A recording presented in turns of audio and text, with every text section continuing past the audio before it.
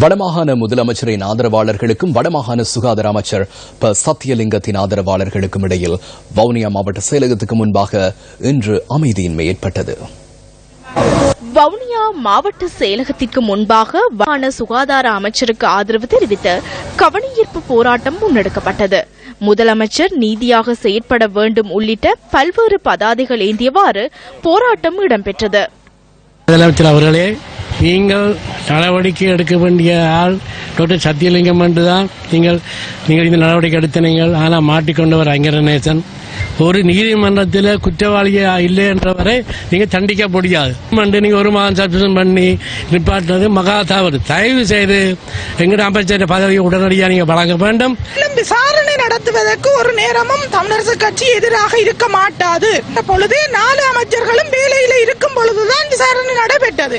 எனவே ஏன் மீண்டும் ஒரு மாத லீவை கொடுத்து விசாரணையை முன்னெடுக்க வேண்டும் என்பதுதான் மக்களுடைய கேள்வியாக இருக்கு. அது ஒரு கட்சியின் தலைவர், எங்களுடைய கூட்டமைப்பின் தலைவராகவும் எதிர்கட்சி தலைவராகவும் இருக்கின்ற சம்பந்தன் ஐயா சரியான ஒரு முடிவை எடுப்பார்.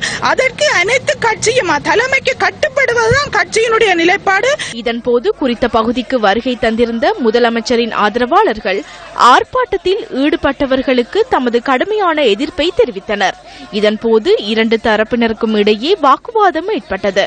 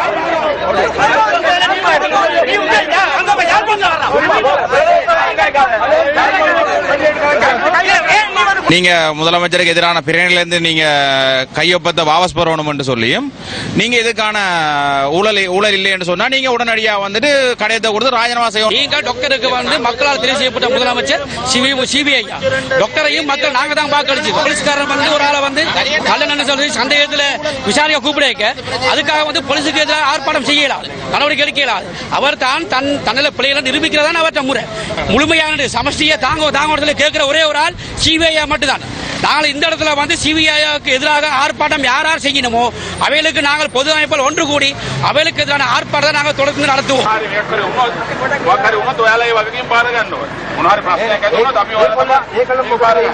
சம்பவ இடத்திற்கு வருகை தந்திருந்த போலீசார் நிலைமையை கட்டுப்பாட்டிற்குள் கொண்டு வந்திருந்தனர்.